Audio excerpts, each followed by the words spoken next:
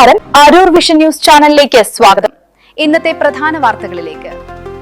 വേനലവധിക്ക് വിരാമമിട്ടുകൊണ്ട് സംസ്ഥാനത്തുടനീളം വിദ്യാലയങ്ങൾ ഇന്ന് തുറന്നു.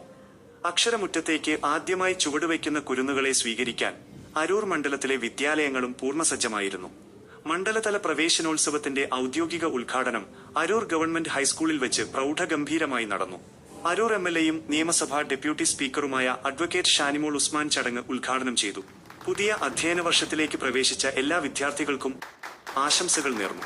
ചടങ്ങിൽ ജില്ലാ panchayat member PR Jyothilakshmi, block member MN Simil, മാധ്യമപ്രവർത്തകൻ KR അശോകൻ എന്നിവർ സന്നിഹിതരായിരുന്നു.